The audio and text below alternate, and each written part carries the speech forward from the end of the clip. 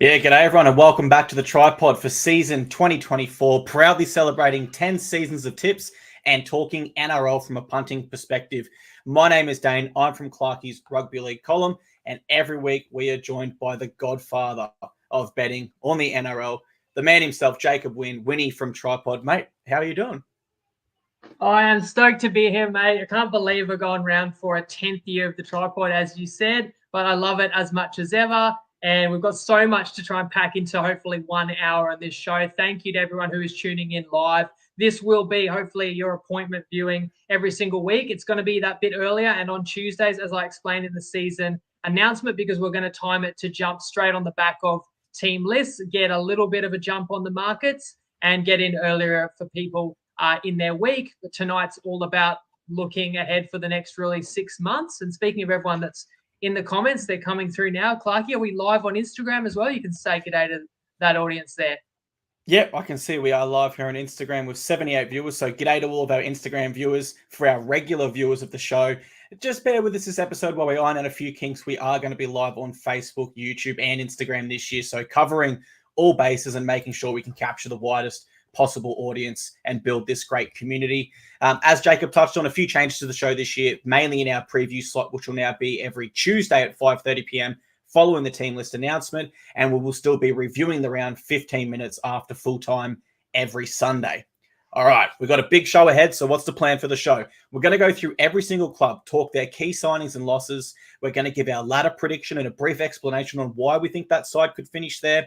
We're going to give out some season predictions, including Winnie's season multi, premiership winner, Dally M winner, etc., which have been very popular in previous seasons. And of course, Winnie will jump in throughout where he sees value in some future bets that you can take advantage of with our 2024 season partners. Which brings us to, once again this season, we are brought to you by Top Sport and Better, who are providing tailor-made markets for TryPod Live followers all season long, including future multis, which we will cover later in this show. One of the highlights of last season was Winnie's same-game multi-strike rate, which you can look forward to again this year if you have a better account.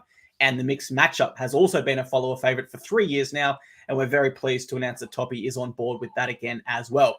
If you need an account ahead of the season, check out the links in this show description. Our promo code, as always, is TPLive. But as always, when you're having a bet, ask yourself, what are you really gambling with? For free and confidential support, call the number 1-800-858-858 or visit gamblinghelpline.org.au. If you are listening to this as a podcast, that'll also be in the description. Let's kickstart with the Brisbane Broncos, Winnie. They made Let me just jump in there, mate. Yes. People can reach out too. If you need a better or you need a Toppy account, reach out. TryPod, Instagram, Facebook, Jacob Wynn, email trypodbetting@gmail.com. We've also got an opportunity for people who have accounts already. If you haven't used it in 2024, same thing, reach out before you do utilize those accounts if you're planning to. People may have already seen my post, and I spoke about this on Friday, but we've got exciting opportunities. We've already got lots of very happy group members ready to fire up their accounts for 2024. And I will just say ahead of our preview, I think this could be one of the best comps in years because I think it's that close.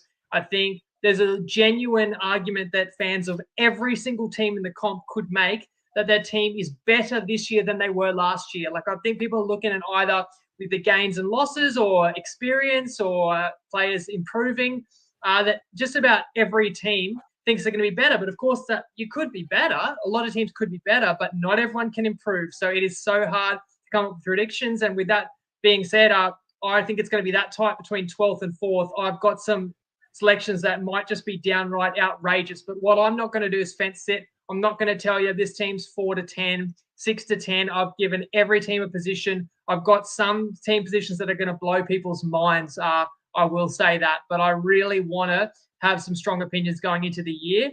And I will come up with some negatives or some question marks on teams as well. Don't want to spoil anyone's mood, but to separate teams, you've got to be able to pick some flaws as well as what we're most excited about. And for the record, I was ready to sit on the fence, but when he said, no, you've got to come up with your exact spot you think they'll finish, I was looking to please all the fans. We're not going to be able to do that. But let's jump straight into it. Let's start with the Brisbane Broncos. Their biggest gain, of course, is Fletcher Baker, who's come across from the Roosters, but they do have some big losses there in Herbie Farnworth, Keenan Palasia, Tom Flegler, and Kurt Capewell, Winnie. So talk to me a little bit about the Broncos and where you've got them finishing. I think this will go better if you outline your points first, and I'll come on the back of that. Does that sound right? Alrighty, I'll give my points, then you give us your ladder prediction, and I'll give my prediction before we move on to the next team. For the Broncos, I look at this side and I acknowledge, yes, they have lost some really big players, but they do have some nice depth in those options. And I think to some extent they can mitigate those losses. Now, they can't fully replace the likes of the players they've lost, but they can offset those losses to some extent. If any team has shown us in recent years you can lose players and still be successful, of course, it is the Penrith Panthers, who continue to lose a plethora of talent there. But not only have the Panthers lost talented players and still performed, they've lost experienced players, most notably Zane Tedovano and James Tarmo, and then they went on to win a premiership the next year. So I think looking at those examples there, and the fact I do put this young Broncos side pretty on par with that Panthers side, I think with their spine still together, they'll have another strong year, and I think they will be driven by that grand final defeat, just like we saw the Panthers really in 2020, and they rebounded the next season. I think Broncos could be in for a similar season this year. How are you liking the Broncos' chances? I had that as my very first note. You can check the Instagram comments too, so we can include those. At this stage, they don't come up on the screen. The others do. But I will say out of the gate, I'm not as high on Brisbane as everyone else is this year. They got to the precipice last year, but a lot of teams have. It does not guarantee you a return ticket. And before the grand final, I drew that comparison between the 2023 upstart, up-and-coming Broncos and the 2020 Panthers. And look, it played out that way. We know how the grand final finished. The younger team with less experience couldn't get there in the end. It turned out all right for Penrith. They won the next 3 years, as we know. But is that what the future holds for Brisbane? It's up to them how they respond. And like Penrith, they have to deal with the loss of rep players. And obviously, Flegler, Farnworth are rep caliber players, not easily replaced, and really played into the strength of Brisbane, which was running over people and breaking tackles and playing off the back of that. So I just don't think Brisbane is as strong this year. I don't think Ezra Mam is as amazing as other people rate him. I think he's a great, exciting player. Brisbane done well to lock him up, but people maybe are going to expect too much after that amazing grand final he did have. Brisbane also had a dream draw last year. It's not as easy this year. And teams will be up for Brisbane, especially now that they're truly back. So, look, get into me, guys. I'm starting the show coming in pretty hot because I think just about everyone's going to say Brisbane's top 4, and that's easy. I think they'll have some ups and downs this year and will actually come in at 7th. Wow. So I've got the Broncos 2nd on my predicted ladder. We'll recap it at the end for everyone listening as we go on. We will definitely go back and read you our ladders. But for now, that's a pretty big disparity from how we're viewing the Broncos this year. And it'll be interesting to see how that plays into our tips and bets throughout the year. Dan says Piakura over Capewell. I'd agree with that. I'd say Piakura has a higher ceiling at this point, but Capewell is the proven rep player. And what else have we got here? Jamie says, upper lads, can't wait for another cracking season. Welcome back, Jamie. All righty, let's move on to the Canberra Raiders. Now, they got a few gains here. Most notably, I would say Zach Hosking, who's come across. Morgan Smithy's a handy pickup from the Super League, as is KO Weeks there, a former utility for Manly. But they do lose Jack White and Jared Croker, Harley Smith-Shields, and Matt Frawley, who have all played an important role for them in recent seasons, most notably, of course, Jack White and Croker. Now, I think the Raiders are in big trouble this year. Now, I can see Ricky getting them up for some games and some huge upsets throughout the year, but I can't see him consistently getting the best out of this side across a 27-round season. You look at their for and against last year, and it was worse than every team all the way down to 15th, which was the Bulldogs. So only the Bulldogs, Dragons, and Tigers had a worse for and against than the Raiders last year. And that was because they were winning a lot of tight contests through the experience in their side and through Jack Whiten being in their spine. Losing the talent they have, they've got an aging roster where star players like Josh Papali'i grow another year in their career, rather. And I just don't think they'll win the close games this year. They won 9 games last year, Winnie, by 6 or less. In the tight moments this year, I don't think the Raiders are going to get it done. How are you viewing the Raiders, though? Yeah, I just said before, every team in the comp can argue they're better. You know, and this is probably the one exception where it would be hard to make that argument that Canberra could be better this year when they overachieved last year. You said it there with the points differential was probably a more true reflection of the capability of that team rather than ladder position. But by virtue of all those short wins, they did make the finals all credit to them. Not just made the finals, lost in Golden Point in the first round of the finals, and that was a great effort. But we know they overachieved, never won a single game. I think did they win a game by double digits? Maybe if they did, it was like one game by 12. Yes, but no 13+ win all season. Yeah, all single digit wins. And your best player or one of your best three every week has left, one of your leaders in Whiten. So therefore, the Raiders are going to slide. But I'm not here to state the obvious. Everybody's predicting the Raiders will slide, so it's not bold. And look, they've got some exciting young players. Weeks down there, Chevy Stewart, Ethan Strange coming through. The forward pack's still tough. I will say Ricky Stewart loves being an underdog. He loves being written off. But at some point, if they do lose the close ones, and they'll probably lose some substantial ones as well when they play the best, the cream of the crop, if they fall out of contention, does Ricky start to burn them out, and do they need to then turn their attention to blooding the next gen? I'm going to actually go to the extreme here and say my first bet of the show for a decent long shot is going to be Raiders most losses at $7.50.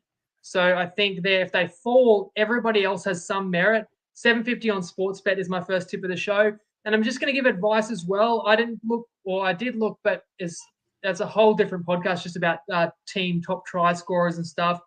I'm intrigued by Canberra because I saw Jordan Rapana paying $2.20 in the top team try scorer. For me, that's way too short. I don't know if he lasts the year. I don't know if he plays it all on the wings. I'm looking at the likes of Hopewadi, Kotrick. I mean, it's savage if he was to get a wing spot. But I think the way you execute that is you wait and see what the team lists reveal in 7 days' time. You don't want to back someone who you think's their winger and turns out they're going to be a utility on the bench, or they're going to play center or something. I don't know if someone like Hopewadi or Kotrick could even be converted to be back row. So wait and see. But to me, like when you got someone leading the market and is way too short, could be value elsewhere. But as I said, Canberra 17th. Where did you place them this year after being 8th in 2023?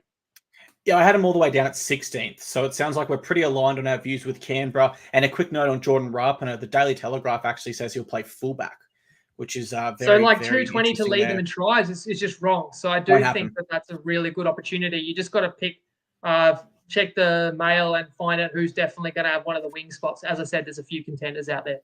Absolutely. Let's move on to the Doggies, a side with a lot of hope around at the moment. They've got some big signings, including Bronson Xerri, Stephen Crichton, Connor Tracy, Blake Taft, Jamin Salmon, Josh Curran, Drew Hutchinson, Kurt Mann, Jake Turpin, and Puasa Famasili. So many names, I couldn't even get it all out in one breath. They do lose a few players, most notably Jake Avarillo, Davida Pengai Jr., Kyle Flanagan, Corey Waddell, Luke Thompson, Braden Burns, and Raymond Faitala Mariner, of course, who recently left for the Dragons. So I look at this Doggies side, and I just think every single year Doggies fans tell me this is the year we're back in the 8, and there's always that belief around it. But it's never a belief based on what we've seen the previous year or what we're seeing in the trials, or it's always just sort of hope because they've signed players. And to be honest, they've signed a lot of players since the last time they played finals, and it hasn't panned out. I've picked them bottom 8 consistently through all of those years. I'm not going to buck that trend just yet. With their signings, I think undoubtedly they will improve. They won't be as bad as they were last year. But I just think, look, it'll take a whole season and then possibly another preseason for this whole team to really gel, implement the new culture that they want, get those connections where they know when to offload, they know what gaps in place to run, etc. So I think the Doggies will have some nice wins this year. I think they'll have some nice moments, but I still think they've got a while before they return to finals footy. You on the same page as me, or are you viewing the Doggies as a top 8 I've side? agreed with you the last couple of years that there's been a bit of optimism around them, and I've poured water all over it. Said, no, they're not going to be any good. They've still got key holes to fill. Now, I actually think is the time to get on the bandwagon. So I reckon Crichton should play fullback. I don't know if he will. Look, at the end of the day, if Taff is playing well enough to justify holding the 1 jersey, then that's a good situation for the Bulldogs, and it means you've got an elite centre. But I really feel by the end of this year, Crichton may be considered among the superstars in the game. So you can't overstate that pickup. I think whether they go with Hutchison or Sexton, it's a promising option at halfback to pair with Burton, who I know for sure is not a halfback and is going to play a lot better as a full-time 5'8". Reid Marnie will be better. Kickout should play more games, so it'll be like an addition. They got to nail the 13 jersey, but Salmon is interesting there in the trials. And the Curran could be one of the pickups of the year and is another option there. I love a bloke like Jacob Preston, and Serraldo is a coach that still has a lot of ability, but also a lot to prove. This is a team to me that fits the profile of the Knights last year, which people will remember I predicted to make the 8 and very few did. No one takes them seriously, but they've been downtrodden for so many years that if they actually find form and string some wins and get some confidence, the mood will lift and they'll become a real handful, just like the Knights did last year. So it's a big if. You've got to win the close games, but I'm taking a stand. Again, not to criticize anybody else, but if I was here to give a range and play it safe and give predictions that would be hard to criticize, they'd be hard to actually use that information. I'll take a stand and I'll make myself easy to criticize if it goes wrong. I have the Bulldogs finishing 8th in the finals, and I have them ahead of a lot of other more highly fancied sides. Hopefully not ahead of my Titans, but that is a discussion for later in this podcast. BKR Sports says their forwards are too small. Their spine is all over the shop. They're a year away. And Dan says they'll be the first team to field 1 to 17 of utilities, which they certainly do have a lot of. I've got the Doggies much lower, mate. I've got them in 14th. So we are a little bit apart on how we're viewing the Doggies this year. But like you say, people aren't rating them potentially. So it could be a really good opportunity for you to get some value in some of their bets this year. Maybe even like our Friday same game multis, a game where they're not expected to win, throw in a try scorer, we nail it like you've done in the past. Let's move on to the Sharkies, a side that continues to make finals but bows out in the first week in the last few seasons. They've gained Billy Burns from the Dragons. They do lose Wade Graham, Matty Moylan and Connor Tracy. For me, I look at this Sharks side, and you gave a bold prediction last one. I'm going to give a bold call here. They've not missed finals since 2015. And I just think that this year is the year they miss and just being a little bit too comfortable. The coach has been there for 2 years now. The roster is all re-signed long-term. I think they're going to have a bit of a down season, but I don't think they're a bad side. I think as soon as AFB comes next year, they'll shoot back into that sort of top 4, top 8 range. But I do think they're set for a bit of a down season. Now, why it's a bold call, I don't really have too much reasoning. I've just got a gut feeling. I don't have any stats behind this, but when I get that gut feeling, as our fans know and listeners know from previous shows, I've got to follow it. So I'm going to follow it here. I'm going to make a bold call. They will miss the 8. I'll tell you exactly where I have them after we get your thoughts on the Sharks. Yeah, shout out to Blaze at BKR Sport, who I know is your co-star for the Titans Frontline pod. Yes. And he makes a comment there about the Sharkies haven't won a home finals game. No, have not won a finals game. Oh, yeah, wow. in Cronulla since 2009. You said they've made the finals every year since 15. Yes. I'm not here to fact check you, but I can't think how many finals games they've won since then. It's like it's one at the most, right? Obviously, they won the comp in 2015, but if since then, 16. How many finals get? Sorry, 16. So since 16, how many times have they actually won a finals game? And in the last 2 years, 0 from 3, I'm sure of, and all of those were at home. To Blaze's point, and I see it similar to you. Now, I do struggle a bit with my read on this team, which is okay too, because we don't have to get it all right in week 0 ahead of the season. Like, I'm not going to predict it all perfectly for sure. I'm going to get some teams way off, but the beauty of what we do is we watch every minute, we watch every week, we ride the ebbs and flows, and we can jump on and off teams at the right time. So it will be a bit of a wait and see with me for Cronulla. The reputation is their bullies, and they beat most of the bottom 8, but they can't win the big games. But they're aware. They are as aware of that fact as anybody else, and they'll really be focusing on trying to remedy that. The question is, are they good enough to elevate and beat the contending sides? And you need star players to step up. So, like, how good is Nico Hines? He needs to be one of the best kind of 3 halfbacks in the comp based on how old he is, the experience he's got, his contract. I don't know if he is quite that yet. Which outside back do you throw the ball to make something happen? And which forward puts the team on his back? I do love Britton Nakora, and I spoke about him last year, and I love the general grit of Cronulla. They make you earn it, and that's the characteristics of their head coach, Fitzy. But do they have the top-end talent to really beat the other big boys? The competition is just so close this year that I also had Cronulla on the outside looking in at 10th. What about you? I had him at 9th, so we're very, very similar there. I had him just outside. It's interesting to hear that because I thought you would have had him up in the top 8 definitely. So I'm very, very interesting that we're both on the same page there.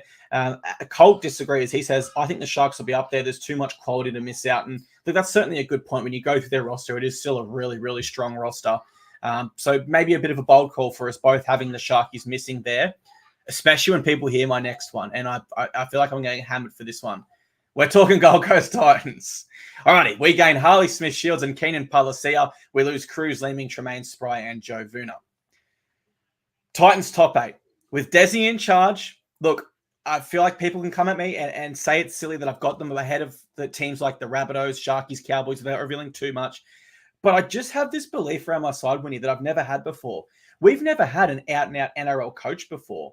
And yeah, we've got, a really great, and look, as you can see the Titans bias flowing through here with Blaze as well. I love that. But we've never had an out-and-out NRL coach, Winnie. We've always had reserve grade coaches, assistant coaches come. Des Hasler is the first out-and-out premiership winning coach we've ever had at the club. And I do believe we've got a young, talented roster. But also within that, we've got the experienced half right with Kieran Foran. And we've got a forward leaner in Tino who's won a premiership and played rep at all levels. Whereas previous years when we've had the great young roster, it's been two young halves. This year is different. An experienced coach and an experienced member in that spine being Kieran Foran, who will hit his 300th NRL game this year. I think Des Hasler's hard edge gives us a chance to win those tight games that we lost last year. 6 games we lost by 6 or less. Now, it's tough to say, but if we were to win 4 of those 6 with Des in charge, we would have played finals last year. So I give us a big chance. And if I'm wrong, I'm happy to swallow my pride and fall on my sword. I'll reveal exactly where I've got the Titans in just a moment after I get your read on them. I want your prediction right now. Where have you got them? And I'll tell you how far off I am. I've gone 8th. I didn't want to go too much higher just because a lot of it could be blind optimism being such a huge fan. But based on my analysis there, I do think it's fair that we could play finals.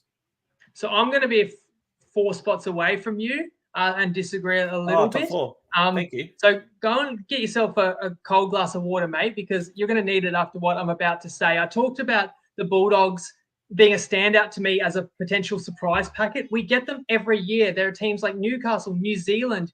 Nobody had them. Newcastle was knocking on the door of top 4. New Zealand made the top 4.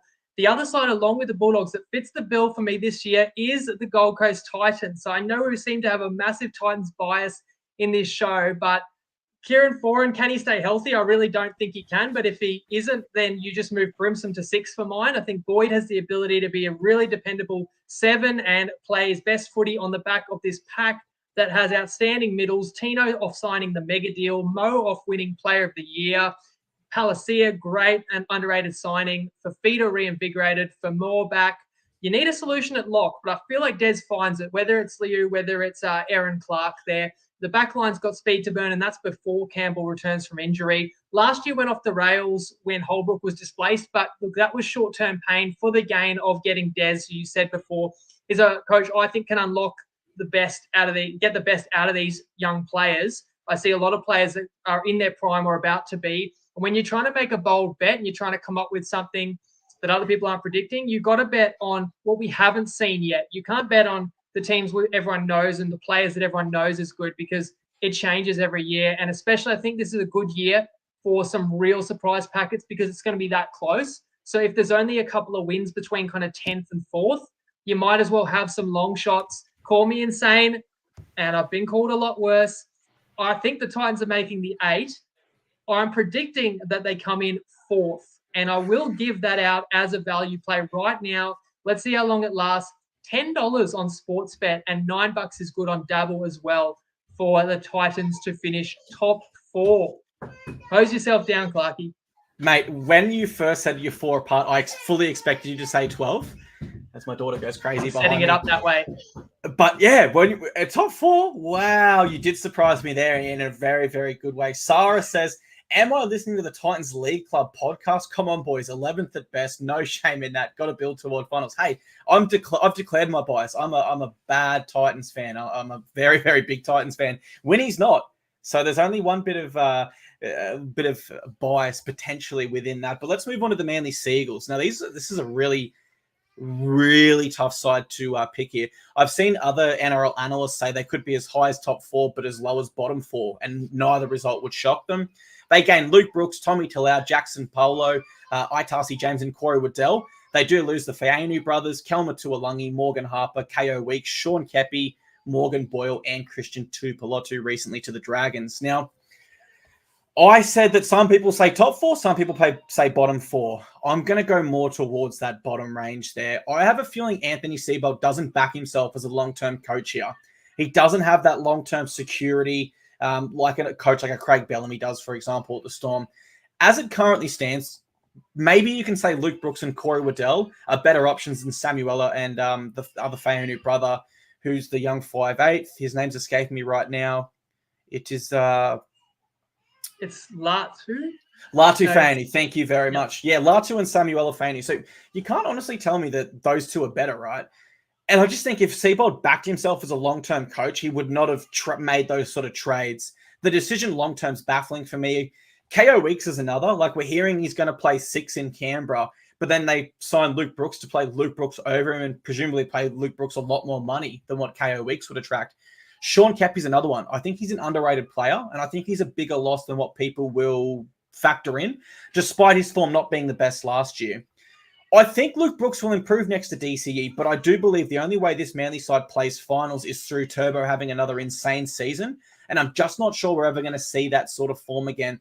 I look at their forward pack, I think it's a little bit too thin, especially if they pick up injuries or suspensions. So I'm not high on Manly. How are you viewing Manly this year? Similar to yourself, mate. Check the Instagram chat as well. I don't want to neglect them, and I'm sure some are mind blown after hearing the Titans love, but we appreciate everyone's perspective. So let us know where we're wrong and what you guys think. When it comes to Manly, the default answer for everybody is going to be it depends on Turbo. So if he's not fit, then this is a bottom 4 side or thereabouts, and if he is, then it's a real threat. But for me, I looked at it. Even if Turbo's fit, I don't see Manly contending. I don't see him as a real threat to win the premiership. Although I reckon Brooks and DCE could go well, but at some point you've got to expect some sort of decline from the form of Cherry Evans. He was that great last year when I thought he may start to trend downwards. In the forward pack, and the reason that people have got a wide range of outcomes for this side is because the talent is exciting, the likes of Paseko, Lakwatu, Schuster, but can they get the best out of them? And then you look at the coach, and I don't trust Seabold all that much. I go back through his career, and I kind of wonder if he didn't realise that Damien Cook was a better option than Robbie Farah at hooker for the Bunnies. Would they have had a great year? Would he have won Coach of the Year? Would he have got the gig at Brisbane? Would he be here now? Has he done anything great since that run with South Sydney? So sorry if I'm harsh. You have to be harsh to split hairs among the teams kind of in the middle where I see Manly. And so I've got him on the bottom end of the middle, if you like. 13th was my position for the Seagulls. Mate, are you reading my notes? I've got him in 13th as well. For what it's worth, the Instagram comments regarding your Titans top 4 pick were not very kind. So we were, and there were some swear words too. So we won't bring that one up on screen. But let's move on to the Melbourne Storm, a side that's always at the top.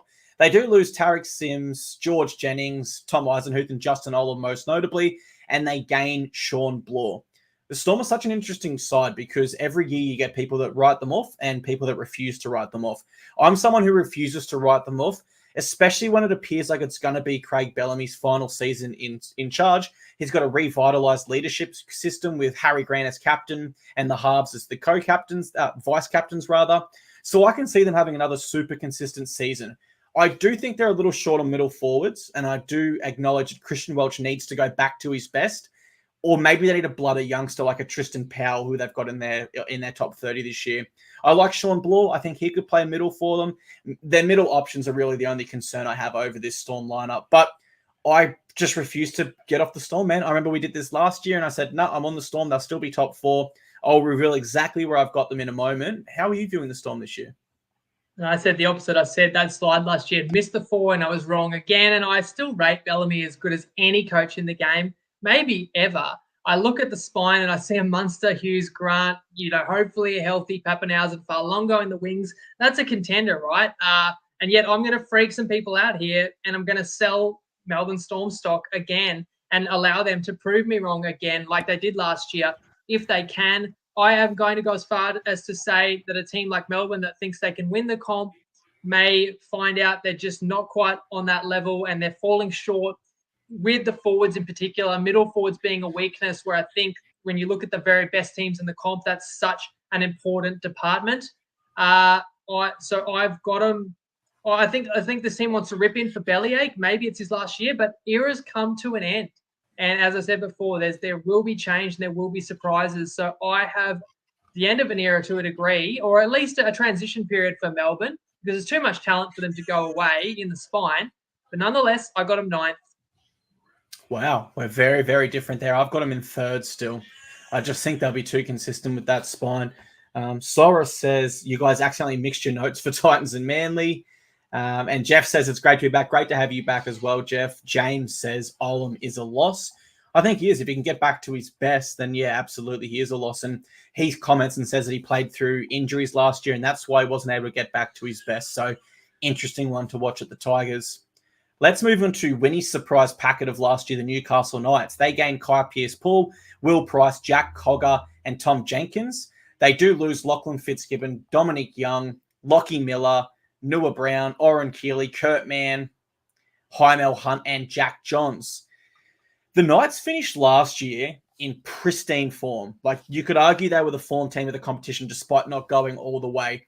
And they have made some really nice signings. Like, there's some super talented youngsters in there, like Kai Pearce-Paul and Will Price. And then there's someone who's coming off a premiership in Jack Cogger, just to name a couple there. They're a side for me that has every chance to improve. But even if they don't improve, I can't necessarily see them going backwards.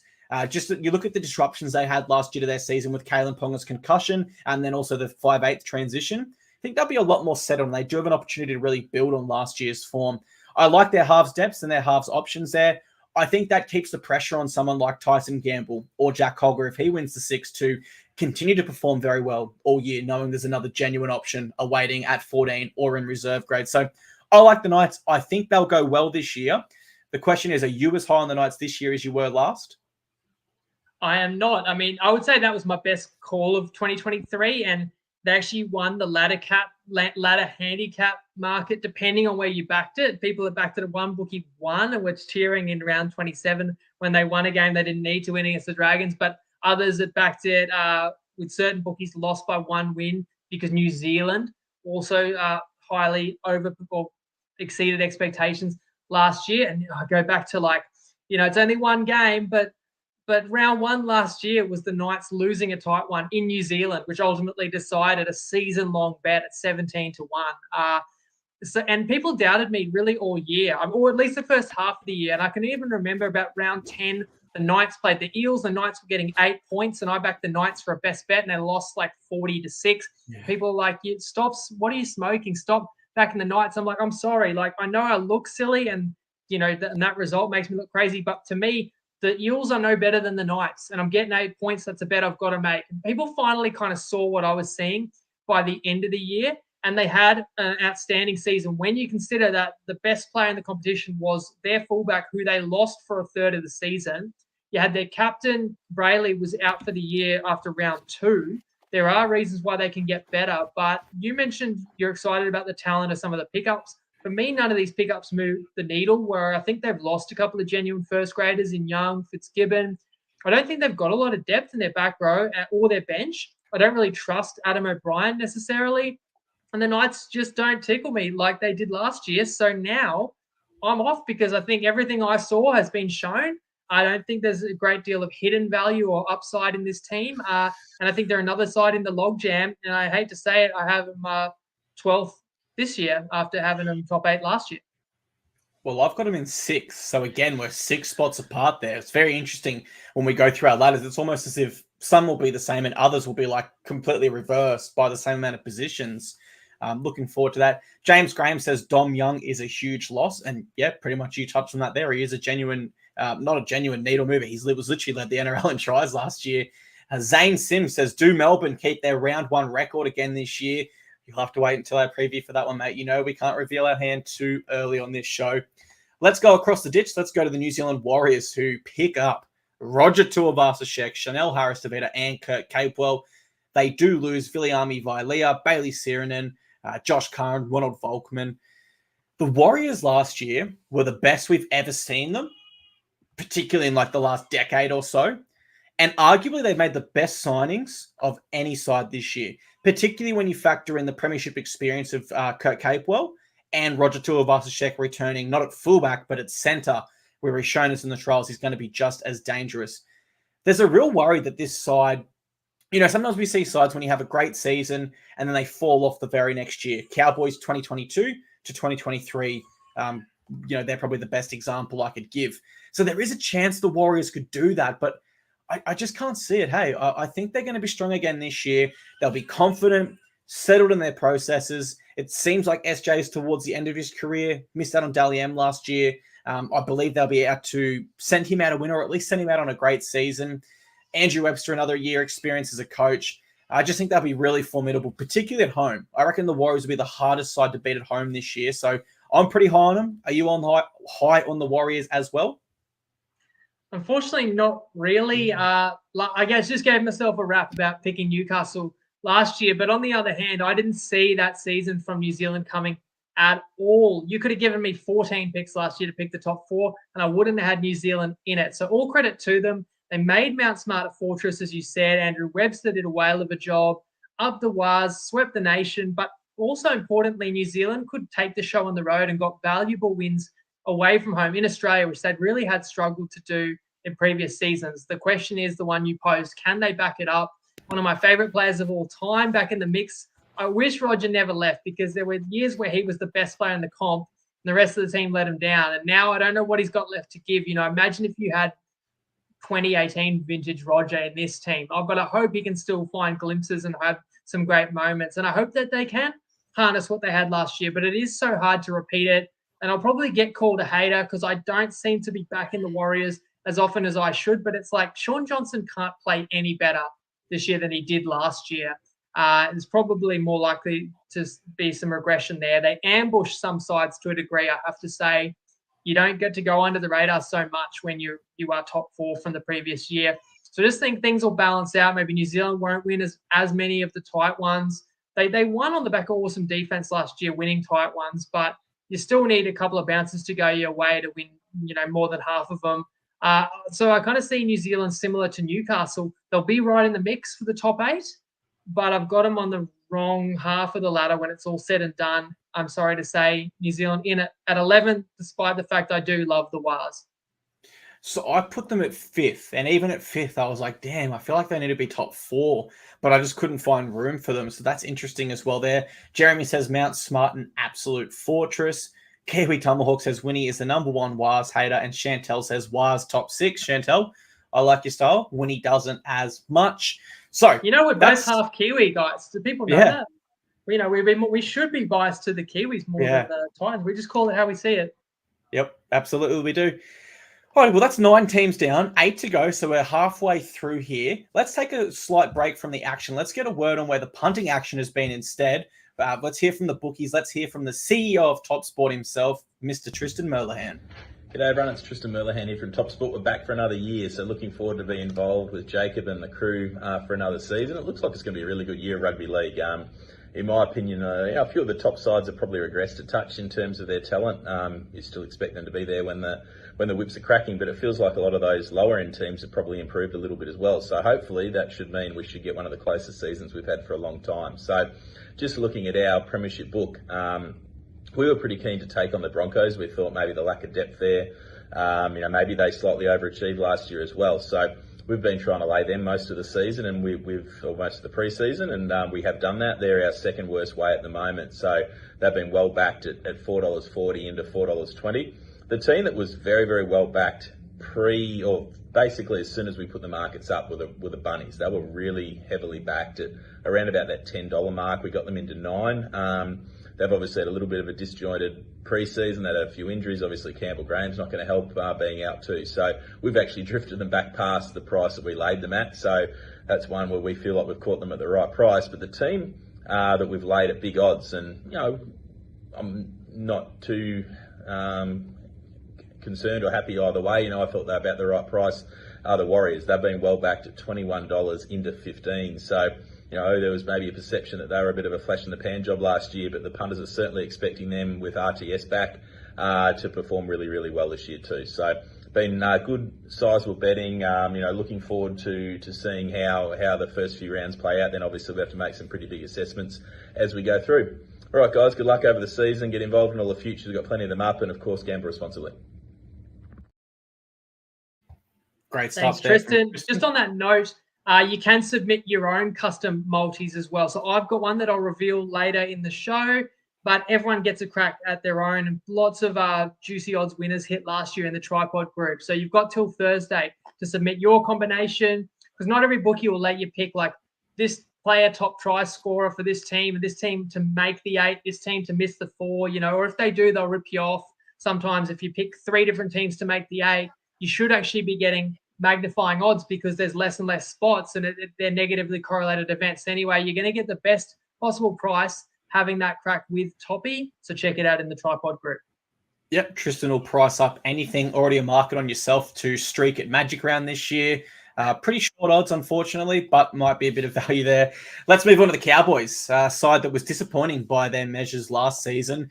Notable gains, Viliami Vailea and Thomas McKaylee. They do lose James Tamu, Peter Hiku, Mitch Dunn, Ben Hampton, Riley Price. I think that's an underrated loss there. And Luciano Leilua very recently to the Dragons. I think the Cowboys are a little bit overrated currently in the rugby league circles based on what they did in 2022, which was very impressive. But then I look at this roster and I think, am I seeing that wrong? It's such a good roster. It's a great spine, great forward pack, nice outside backs, and they haven't really lost anyone that they can't cover depth-wise. Like, Peter Hiku goes out. He was out of form. A young, hungry Zach Laybutt or Vailea comes into that spot, etc. I can't come up with too many strong reasons why I can't see them playing finals footy. But I am going to favour others ahead of them. Kind of like how you're viewing a few stuff. I've got them in the mix, but I don't think they will play finals. They mixed their form horribly in 2023. Like, at times, they looked unstoppable, particularly in that 5-game win streak. And then they lost to the Titans at our home stadium when we were missing a bunch of players. And, yeah, I just think it's times that year they didn't look as strong as other teams. So I think this season will be similar for them. Patchy form, good in stages, poor in others. So, yeah, I'm a bit iffy on the Cowboys this year. You high on them or a bit lower? Yeah, we're pretty far apart on a lot of these teams, which is good. I think it makes a more interesting discussion. And I also think there could just be 1 or 2 wins apart from where did you say? Did you give a position on the Cows? I can. I had them at 11th. Yeah, you got them 11th. I got them 3rd. So I think that they will get back to 2022 form after such a disappointing 2023 campaign. There was that one winning streak. I want to say the Cowboys won 5 or 6 straight where they looked like they'd recaptured that magic. But other than that, they couldn't sustain it, and they just fell short last year. But for me, it comes back to the squad. Like, I look the team up and down, and I think that a lot of the best players are coming into their prime and going to have great years. Drinky was the hottest player in the comp during that streak I mentioned. You got Taulagi Holmes in the back line. Dearden with options potentially to upgrade his halves partner. But the back row for me is what sells it. Like Nane, Lukey, Cotter could be as good as any in the comp. They're going to be very hard to beat up at QCB. So I do see a return to 2022 form. And that's why I have them as a top 4 side, 3rd in fact. Another one's Finny Fuiaki, another young, great back rower. They've got there plenty of options. Which helps there. Cover the loss of Leilua. Like, it's not ideal, but there's depth there. It is. It's definitely great depth there. Chantel's got him in 11th as well. Josh, we've already covered the Raiders. If you did miss it, this will be released as a podcast also. Brent says Cowboys will be wooden spooners. And Jeff says Kyle Felt, he's still got it. Did score the hat-trick on the weekend, but did have some uncharacteristic errors as well. And I think there's also a few different players in that Cowboys side where, Winnie, the reason I've gone that way is I do question, do they still have it? They are aging in their career. I won't name anyone in particular, though. We will move on to the Parramatta Eels, my old side. Before the Titans came into the comp, they gained Kelma Tuolungi and Morgan Harper. They lose Jack Murchie, Josh Hodgson, Andrew Davey, Wonga Blake. Eels, tough side to get a read on, I think, but I'm going to go bold. And I think they have a huge season. A lot of their roster underperformed in 2023 or were otherwise unavailable. Players like Sean Lane, who was close to being selected for the Kangaroos in the World Cup due to his blistering form the previous year, and Dylan Brown, who got himself suspended. I think we know what we'll get from other big game players like Mitch Moses and Clint Gutherson. They haven't really mixed form across their career. They've always kind of been at that same level. They've kind of got past that adjusting period as well. Like last year, they lost Reid Marnie, who was a huge loss, and Josh Hodgson came in. And due to injuries, form, he wasn't able to replace Marnie in the way they would have liked. Now they've got 2 solid hookers. They've got Brendan Hands there and Joey Lussick, whereas Hodgson was always in and out. So the spine will be settled, is the point I make there. 2018, they finished last. They rebounded to play finals the next 4 years. So I can see the Eels being a really tough side to beat this year. I can see their forward pack being a little bit intimidating to play against with players like Hopgood, Paulo, and RCG in the middle. So I'm really high on the Eels, really high. Are you with me or against me on the Eels? Because they're a tough one, aren't they? I'm much more so with you. I think when you had the season from hell, which I could diagnose last year and it really started from round one. Remember I mentioned the Knights lose a close one in New Zealand, and the rest of the year you end up a win short from the ladder handicap. I felt like that game one against Melbourne, which was the season opener, losing in extra time, it summed up their whole year, because the next week and the week after they got to catch everyone off a bye. They kept coming up short. And the next thing, Para was in a hole that they just couldn't climb out of. And you had injuries, you had suspensions, including unnecessary suspensions like Madison. It all went wrong. I think that actually bodes well for picking a team that could rebound in 2024, because we will all remember why they weren't themselves last year. And when I say they weren't themselves, this is still a team that beat Penrith twice, which is why I believe they were. When I say they, Parramatta was one of the best 8 teams last year. It just didn't fall their way. I like the Tuilangi addition. The middle rotation is very strong. These are rep players. Dill Brown, especially after letting the team down last year, I know he's going to have a big year. You won't lose a lot in losing Hodgson because he wasn't at his best.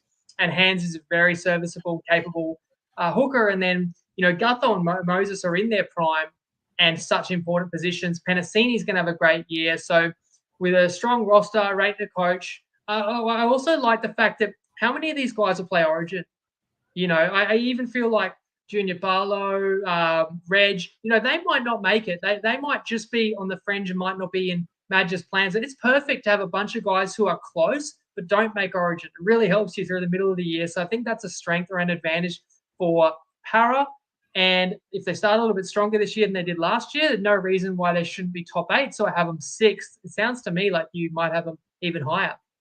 Yeah, I've got them at 3rd. And just to echo your point there on rep availability, I mean, really, JP, RCG, Sean Lane, Ryan Madison, Jermaine Hopgood, they're all either fringe guys or options for Origin. So they'll all be hungry and having a great season there, which kind of puts into why we both think they'll finish 8. Septile says that he can't rewind. I'm fairly sure you can rewind YouTube Live. So let's address some of the comments. Not like there's a whole debate going on about my persuasion. We'll leave that out of it. I've been called many things over the 10 years I've done the pod, so that's fine. I appreciate everyone's here. Hope you're enjoying it. Look, it's live on Instagram, and maybe you can't jump back, but it is also on Facebook. It is also on YouTube, and this will come out as a traditional podcast where for sure you can jump into any section of the video that you like. Watch us as many times as you want so you don't miss out on what we've said about your team. But of course, ideally, for those who can tune in live, we love you to be watching with us in real time because we can interact with you and can read all the lovely comments that come through. Yeah, absolutely. 4 different ways to watch the podcast, but none better than watching it live with us every Tuesday at 5:30 p.m. for our previews and 15 minutes after the final game of each round. Let's move on to the Penny Panthers, the 2023 reigning premiers. Did I just reveal my hands? Potentially I did there. They gain Dane Laurie, Brad Schneider, and Paul Alamotti, but they do lose Stephen Crichton, Spencer Laniu, Jamin Salmon, Jack Cogger, Tom Jenkins, Eddie Blacker, and Zach Hoskins. Now, for me, how can anyone doubt this champion side anymore? I mean, how can you? I can't see anyone who could have a genuine reason as to why they think they'll fall off, because they've lost these star players in the past and they've shown that they can bring in the next guy up and keep that same championship mentality for 3 years in a row now. Jerome Luai's gone the following year. I think realistically he looks at his new side he's going to, and a lot of it was driven by money. And there's nothing wrong with that. I'm not criticizing his decision, but certainly from a football-only perspective, he knows his best chance to win another premiership is this year. In fact, this year is probably a better chance for him to win a premiership than he would have at the Tigers potentially over the next 5 years. So I think he'll have a great season. I think he'll have a massive season, actually, where he wins back his Origin jersey there with Nathan Cleary, who we know will also have a huge season. You look at that Panthers spine, Winnie, add Isaiah Yeo to that spine with the way he plays in and around with their forward pack. Their forward pack's amazing. Their outside backs have depth and are strong as well. For me, they're simply a top 4 side without too much thought. And I will reveal my ranking. I've got them in first. I hate to be boring, but I've got them first. Do you still have the Panthers as a top 4 side this year? if I don't have the Panthers top 4, that means I would have the Titans higher than the Panthers. And you heard correctly. And again, feed me like I already am in the comments as it is. I have the Titans higher than the Panthers this year. Now, I don't think the Titans are better than Penrith, but I do know with a target on their back, it's just going to be impossible to play at the level we're accustomed to for 27 rounds. So I think that once again, you have to deal with losses that accumulate every single year. None bigger than Crichton, but also in the forward pack there with Leniu, Salmon. Luai signing on to the Tigers has caused disharmony. They're probably professional enough to move on, but they do kind of need to reinvent themselves a little bit. It's just they've done something that's so unprecedented, winning 3 comps in a row. And look, they're going to be in the mix for sure with a chance to win comp 4 in a row. But there's a reason we see it so rarely in history. And look, I just want to say on that note, like it was a great game on the weekend against Wigan, and the Panthers were robbed. Like the winning try wasn't really a try. They came so close to winning it. And they've give themselves a great chance in a lot of games, and they're going to win a lot. So I've still got them 5th, but look, just let me have it. I have the Titans finishing higher than the Panthers, and I'm not joking. Is that the boldest prediction you've ever had since you've run TryPod in the last 10 years? Is that the craziest? Look, as I said, as I see, like people can call me all sorts of names, but you can't call me afraid to share my opinion. And I felt like there's a few teams that I really had pretty close. And I just thought it just makes the point a bit better if I go with the more bold prediction. And look, I stand by anything I said, and I've tipped out Titans at $10 to top 4, for example. And I really do believe Panthers will be right thereabouts. But if it's that close and there's one win or loss in it, nobody knows how that's going to go. No one knows how injuries are going to go. So I think in a season where I truly believe it's going to be so close, bet on the wilder outcomes, bet on the uncertainty, because you don't need them all to come off. You just need 1 or 2 to hit. Mate, clip that up for an Instagram reel that you've got the Titans finishing above the Panthers. I'm sure the comments will be very lovely and endearing. Don't do that for your own mental health. Let's move on to the South Sydney Rabbitohs. They gain Clive Churchill medals, Dan Dalian winner Jack White and Sean Keppie. They lose Hame Saleh, Blake Tough, Jed Cartwright. I do like the signings of Keppie and White, and I think it's hard not to like them. And I still acknowledge that the Rabbitohs can beat any side on their day. Name me our rugby league side, Rabbitohs can beat them on their day. The issue they've had in recent years is keeping this side together healthy for a full season. It just hasn't happened. There's been disruptions, particularly with Latrell Mitchell's injuries, soft tissue ones, which are reoccurring these last few years. Walker and Damien Cook, they gain another year in their career. You'd have to acknowledge they're probably towards the back end of their careers. I'm not saying that their form's going to fall off a cliff, but certainly it appears they've hit their ceiling as high as they can possibly go. With the Bunnies, though, and the injuries that I referenced, Winnie, it's not so much like, oh, Latrell's out this week or Walker's out this week. It's more so once they are out, the entire Rabbitohs dynamic and players around them play differently. Alex Johnson doesn't score as many tries, for example. The left edge becomes so much less potent. They've also got some concerns, if we're absolutely honest. Like Jack Whiten's not back till round 4. Campbell Graham, who was almost centre of the year last year, is out for half the year. So I do think if their spine sticks together for 20-plus games, then yeah, I could be made look silly. But I'm not as high on the Rabbitohs this season as I suspect a lot of people will be.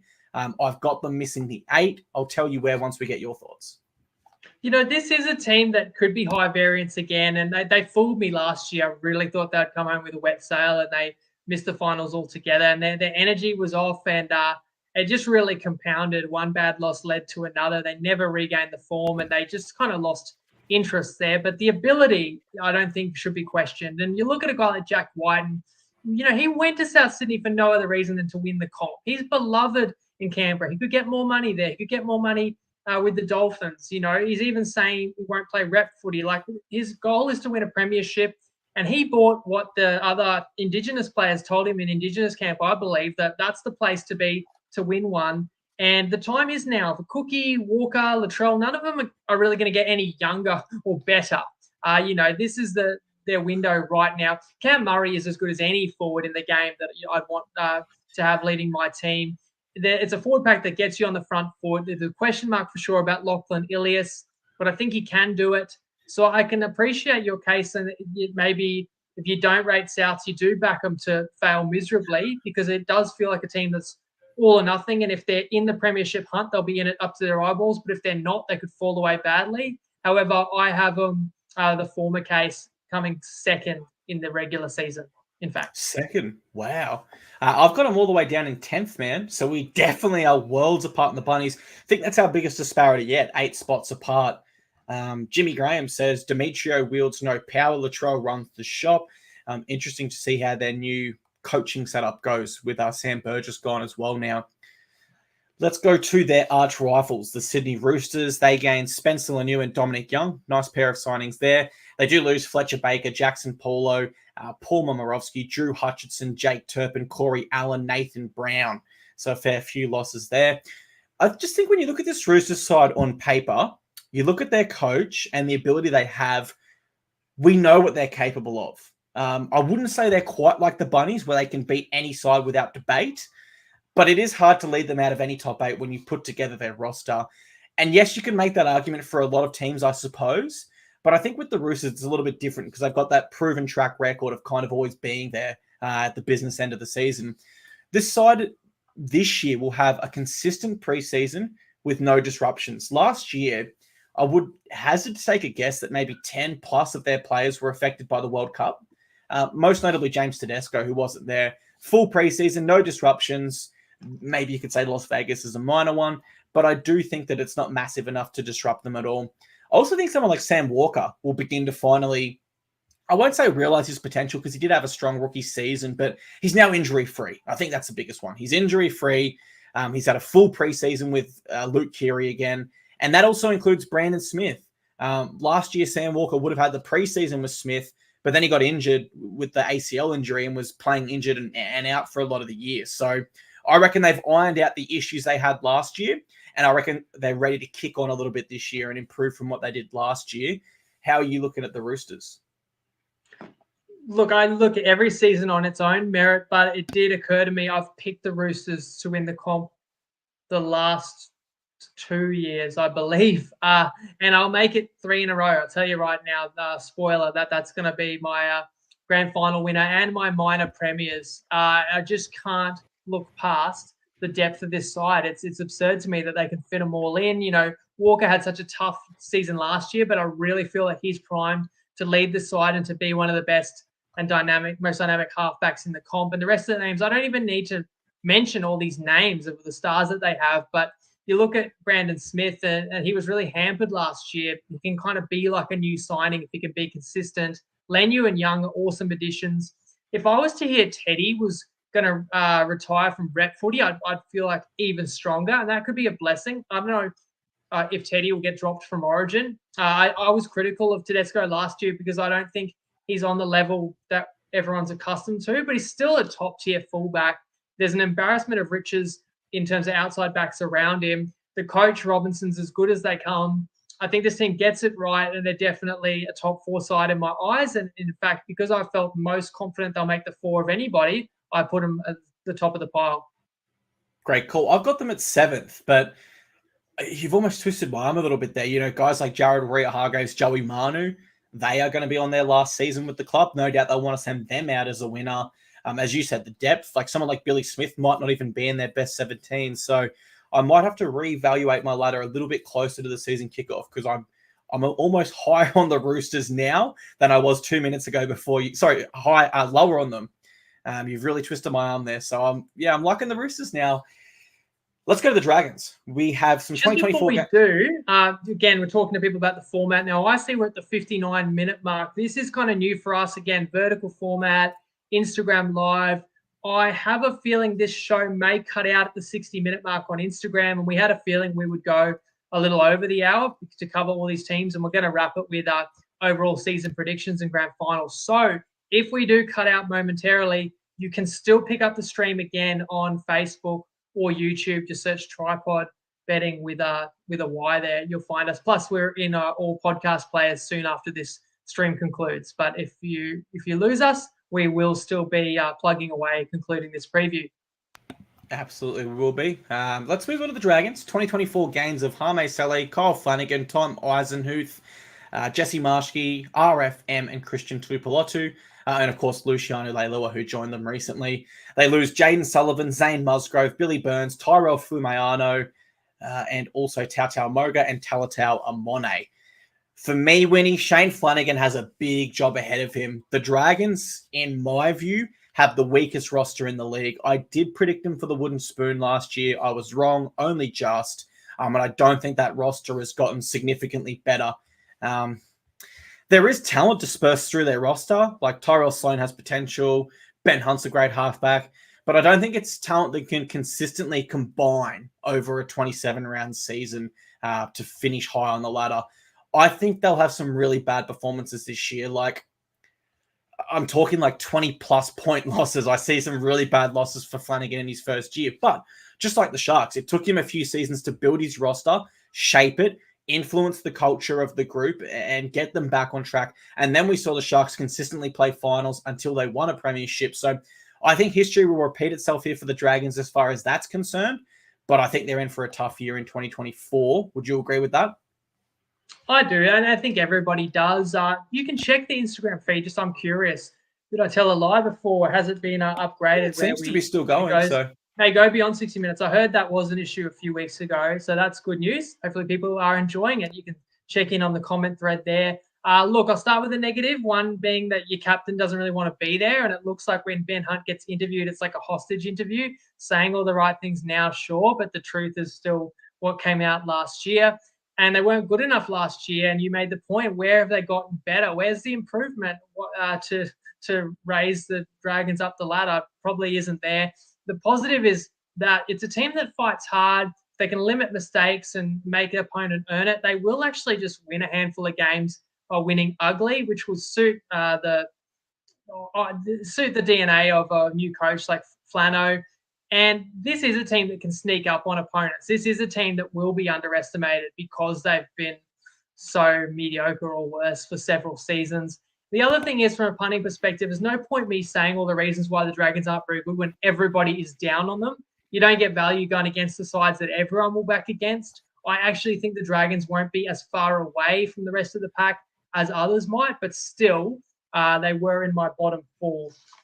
Where did I put? I put him 16th at the end. I had him 15th. So yeah, it looks like we're both pretty much on the same view there of the Dragons.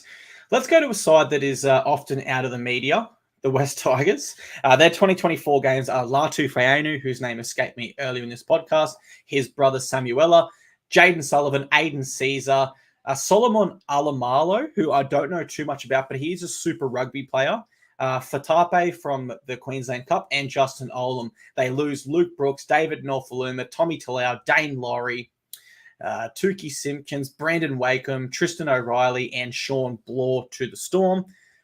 I do love some of these Tigers signings, Winnie, if I'm absolutely honest. I think they will begin to show signs of improvement this year, but it pains me to say they will still be right down the bottom of this NRL ladder. And it's weird that I say they'll improve, because I think they'll look good in games, but they won't win them. Like, they'll have some high moments. Like, there was against the Bulldogs, I think, last year. They scored like 4 tries in 10 minutes or something like that. They'll have moments like that where it's like, wow, this is clicking. This is exciting to watch. This side looks good. But they won't quite have enough to win games. And I don't want to be too critical of Benji Marshall, but I've just got to put this on the record. He has 0 head coach experience. Like, that is a first in NRL history almost. He hasn't coached any younger grades, SG Balls, Jersey Flags, etc. What's worse, he doesn't even have assistant coach experience outside of last year where they won the wooden spoon. So I love Benji Marshall as a player. I think he should be in the NRL Hall of Fame. But in my mind, Benji is more suited to a rep coach role where the best players come in, are elite players, and his job is to motivate them and come up with a basic game plan. If I was the Tigers, I would be reaching out to Wayne Bennett right now and saying, hey, we know you're close with Benji. We want you to come to our club as the football director from 2025 and mentor Benji for a season or 2. That's why I think the Tigers will be in trouble. And it sucks for me to say that because I'm a huge Benji Marshall fan, but that's just how I'm seeing it. What do you think about the Tigers? Are you going to surprise me here, or you kind of got them around the same area? It's just hard to see this being their year. I think I like the signs in recruitment, and securing Luai is massive for next year. So there's promising signs for the future. I probably have to say I'm a Benji believer. I think being a club legend and being so revered by the playing group is going to go a long way to getting buy-in, and he clearly understands the game. And yeah, very limited experience, but at least he did do 1 year apprenticeship under Sheens, albeit it was not a successful year. What it comes down to for me is, again, the team won't win a lot of games because I see the halves as a weakness. And again, you're waiting on Luai next year, but you're also waiting on Dewey. He's out with that, was an ACL, right? And he's not going to be back straight away, and you don't know what capacity he comes back in. So a team that I think will be better than last year, where at times they were quite pitiful, but still a year away from being truly exciting. Winnie, we've got the Irish International Rugby League coach watching us on Instagram right now. Shout out, Jed. Thank you for being here, mate. Bit of a celebrity appearance, which is bloody awesome on our podcast. I've got the Tigers in 17th. So where did you say you had it? Was it 8? 15th. Oh, 15th. I thought I heard 8 there, and I was going to have to rewind and my brain explode there. You could probably drug test me for that one. But I've said some outlandish things, so I don't blame you for checking. I just had to double check after that Titans take. My heart's still pounding out of my chest. Let's move on to your team. And I can't really remember what spot's available on your ladder, so no matter what you say, you're going to surprise me with this finish. They gained Herbie Farnworth, Thomas Flegler, Jake Avarillo, and Oren Keeley. Could be said they've recruited the best of any side with those big names. They lose Branko Lee, Herman Sase, Pawasa Farmasili, and JJ Collins. I look at this Dolphins side. I think they should improve this year, particularly with those new signings. That is some awesome spark across the park there. But I do think they face a difficult transition period where we get to the halfway mark, and if I'm looking at the Dolphins long term, they start to say, well, look, Christian Wolf needs to take on a larger role here, and that's because we know Wayne Bennett is not here next year. So Wayne Bennett steps back slightly, Christian Wolf takes over slightly, and it just feels like that could be a little bit awkward for the club. I believe it'll be a difficult period. I think for the Dolphins to push top 8 this year, Winnie, they needed to be absolutely full strength. And we now know they're already not because Thomas Gilbert is out for the year with an ACL. And that is a massive loss. This is a guy that would have played Origin, would have pushed for a Kangaroos jersey, and he's now out for the year. I think the Dolphins will be around there this year. Like, I think they will be that side that statistically, it's always possible for them to play finals. But realistically, we all kind of know they're a little bit off. And so I have the Dolphins in 12th place. Interested to hear how you're viewing your own side this year, though. Well, you said it there, Tom Gilbert. I mean, Tom Gilbert. No! Like, that is we hate to see it. We know the preseason is necessary. I've enjoyed the preseason. The preseason challenge saw a bit gimmicky, and a shout out to Brisbane. Barney was excited there. They won that challenge. Look, but the point is you've got to get the games in. Players can get injured anytime. It can get injured at training, but it's so rough. I guess it's heartbreaking to see a player injured anytime, really. And if it happens in round 1 or whatever, it doesn't make a difference. It's still terrible news for a club. But Gilbert's such an important player because you said it. I would argue the Dolphins had the best recruitment class of all 17 teams, and Gilbert was out with that shoulder injury for the most of the year. So he was like bringing in another rep player, such an important position going into his prime. He could have really had a great year. It's got to be deflating, and it just reduces the ceiling of this Dolphins side that does have excellent depth and did bring in some real stars in terms of Flegler and Farnworth on top of the ones that emerged. Like we said last year, they never signed a marquee star, but Hammer was the one they had all along. So we saw the great signs last year, although they fell off towards the end of the year, and that was partly injuries. But this Gilbert loss hurts so much. It's the worst injury of the preseason. It's the most impactful. It's not fair that it happens to my Dolphins. On top of that, if you're going to pick negatives, look, the halves pairing, while Katoa and Sullivan, if he stays injury-free, they can improve. It's not one of the best halves pairings in the comp. So, again, I could see the Dolphins coming up short in close games. And then, Finn Diesel was awesome. The Bromwich brothers set the tone last year, but those guys are a year older. Wallace, same boat. So I couldn't see the Dolphins in the finals. Like, there were a lot of teams that I anguished over, and I didn't take the shortcuts and say they're all in the mix. I put a lot of good teams outside the 8. This was a side I didn't really consider for the 8, as much as it pains me to say that. Mind you, last year I thought they'd get the spoon. They finished a few spots higher. So they did the same this year. Maybe they can challenge for finals footy, which would be super exciting. But I have the Dolphins, probably similar to yourself, went 14th in the end.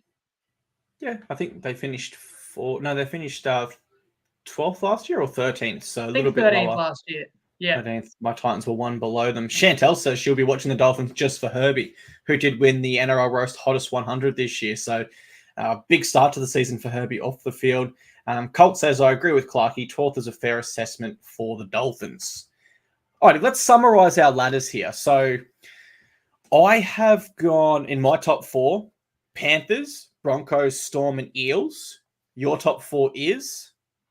Roosters, Rabbitohs, Cowboys, Titans. I love that last option. Rounding out my top 8, 5th to 8th, I've got Warriors, Knights, Roosters, Titans. You've got? Panthers, Eels, Broncos, Bulldogs. Okay, so there's what? I think there's about 2 or 3 sides we have different within the top 8. My bottom 9 sides are Sharks, Bunnies, Cows, Dolphins, Seagulls, Doggies, Dragons, Raiders, and Tigers. Yours are? And again, listen to some of these teams that couldn't make my 8. Melbourne Storm, Cronulla Sharks, New Zealand Warriors, Newcastle Knights. I mean, I'm sure a lot of people have those 4 in their 8. I have those teams occupying 9th to 12th, followed by teams I didn't really see in the 8 being Manly, Dolphins, Tigers, Dragons, and Canberra. Remember, I gave that value shot, 750 Canberra for the wooden spoon. And that can be a little bit difficult to track either watching us live now or as a podcast. So we'll actually do that up as a post and we'll cross-post it on Instagram so people can see our ladder next to each other, as I've just been sacked from my other job there. People can see that on top of the screen there. But as I understand, you've got some 2024 custom multis relating to the NRL ladder, Winnie. Are you ready to reveal those just yet?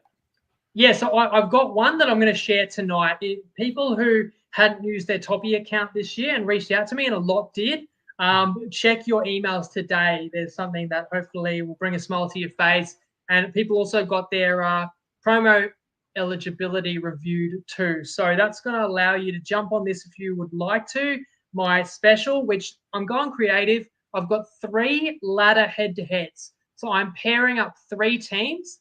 And when I say a ladder head-to-head, we need each of these 3. It's a 3-leg multi. Each of these 3 to finish higher on the ladder than the team I'm putting them head-to-head against. I will type it in the comments as well. But I am going Roosters, who I've got minor prems, ahead of Brisbane, who I'm a little lower on. Now, that's an underdog pick, but Roosters finish higher than Brisbane. This is ladder, so this is regular season only. I've got Titans to finish higher than Dolphins. Made that pretty emphatically clear why. And I've got Eels to finish higher than Manly. I think you agree with those last couple. That's it. And that's paying $9 on Toppy. You can have up to 50 on that. If you need a Toppy account, use the code TPLive. Clarkey, roll into your season predictions. Give us a word of what you think of that multi. Remember, people can share their own in the TryPod group as well and get it priced up. I'll comment that just so it's easy for people to understand what I'm tipping out. Yeah, of course. While you type that comment away, I think that's a really great bet. And as you said, with Tristan from Top Spot, anyway, if you don't like that one, you're not high, jump in the TryPod Facebook group, get your own multi in there. You'll get it priced up and you can get exactly what you want. I do like that one. I certainly agree with the last 2 legs. And whilst I was higher on the Broncos than I was the Roosters, you did make a very compelling case for either side there. And I'm almost inclined to go back and review my ladder and maybe adjust the Broncos a little bit down and the Roosters a little bit up. In fact, just so compelling. I'm talking to myself in my head right now, and I could almost do a straight switcheroo where I go Roosters 2nd, Broncos 7th. I won't confirm that just yet, but oh man, you are a convincing man, as we will bring that bet up on screen for everyone so they can see that right now. But for me, what I was saying there, Winnie, was certainly I think the last 2 are great options. And I do acknowledge there is a little bit of an underdog pick to the first leg there, being Roosters above Broncos, but you're getting $9 value there, which is funnily very enough, big.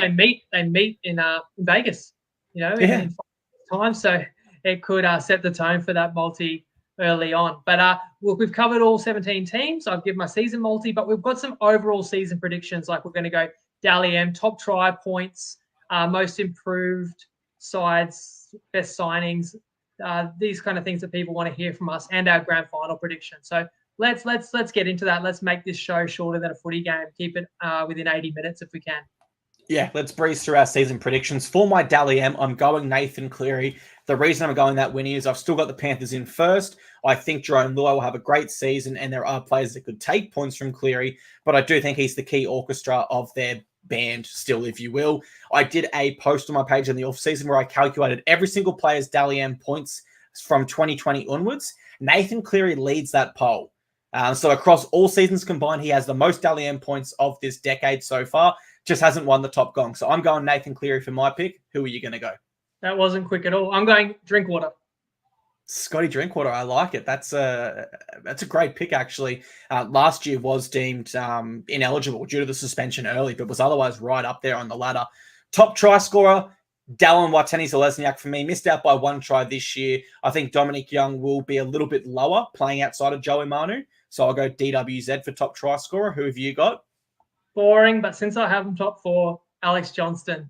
He'll get a lot of meaties this year, as he always does. Quick question. Is he going to break the all-time try score record then this year? I think he needs 26. Oh, he'll be thereabouts for sure. Yeah, I did a bold call. He'll fall one short just to leave us hanging for next year. So that'll be interesting to see. Top point scorer, I've gone boring. Jermaine Asako repeat. I think the Dolphins have enough points in him. He's a great goal kicker. So I go Asako. You've got Val Holmes, outside back that can get a few tries, and Cowboys, a top 4 side for me. So plenty of points on offer. Yeah, makes perfect sense. My most improved side was the Eels, and my biggest fall-off side was the Raiders. What were your selections there? Most improved has to be your Gold Coast Titans, and the fall-off again, I'm with you, has to be Canberra, as much as that's a very common pick. Yeah, oh mate, it's getting hot in here. All this talk about Titans top 4. I might have to turn my webcam off any second now. Best signing, I've gone Roger Tuivasa-Sheck. Who have you got there? Go Spencer Leniu. Can elevate the Roosters to be a premiership contender again this year. Yeah, well, he's only started 4 times before in his NRL career. He has been named for the Vegas game to start there. So he'll be starting for the 5th time in his career, which is like 80-plus games long. So big opportunity for him this year. Grand final and premiership prediction. I know you said Roosters. Who was going to meet them there, and who are the Roosters going to beat? So I'm going for the ancient rivalry. Correct me if I'm wrong. We've never had this as a grand final in 115 years of rugby league. But I'm going to say this is the year we get Roosters, Rabbitohs, and I do have the Roosters prevailing. Who have you got? That would be an unreal grand final. And let us know in the comments too, guys. We're wrapping up in the next couple of minutes, but I'd love to see what all the grand final predictions are. Yeah, always interesting to hear. Mate, I'd love to see a Bunnies v Roosters grand final. I'd love it even more if there was... Imagine remember the game that had all the send-offs? Imagine if it had that sort of physicality again without the send-offs. I've gone boring, mate. I've gone Panthers v Storm, Bellamy's last season, the headline, repeat or revenge from 2020, and I reckon Panthers will win it. I think they'll have everything ironed out they need to by that time of the year, having lost the star players. Their replacements will be well embedded in their systems and processes. So that is our 2024 season preview in an hour and 18 minutes. Very difficult to do. We could have chatted for 5 hours, but we wanted to keep it short, sharp, and interact with our viewers as we went. So that brings us to the close of our show. Thank you so much for being here. We hope we provided you some value and insights around how we're seeing the competition in 2024. Please let us know in the comments if there's anything else you'd like to see us try this year or ways you'd like to see us improve this show, as we want to make it as best possible we can for you. Our next show will be this Friday at 5:30 p.m. New South Wales time, where we will preview the NRL Las Vegas launch and give out our best bets for those 2 monster games. And then we'll be back on Sunday, 15 minutes after the final game, to give an instant reaction to the launch in Las Vegas before rolling into our weekly previews and reviews the following week. So from myself, thank you very much, and over to my better-looking co-host, Winnie, to farewell this show.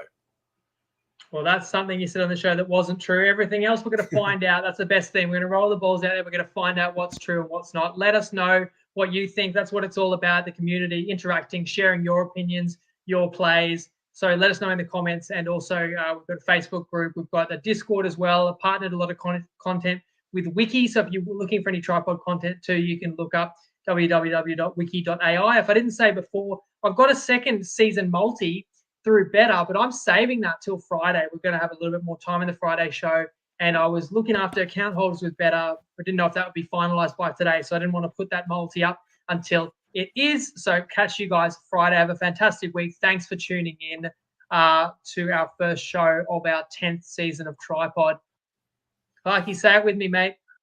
Lego.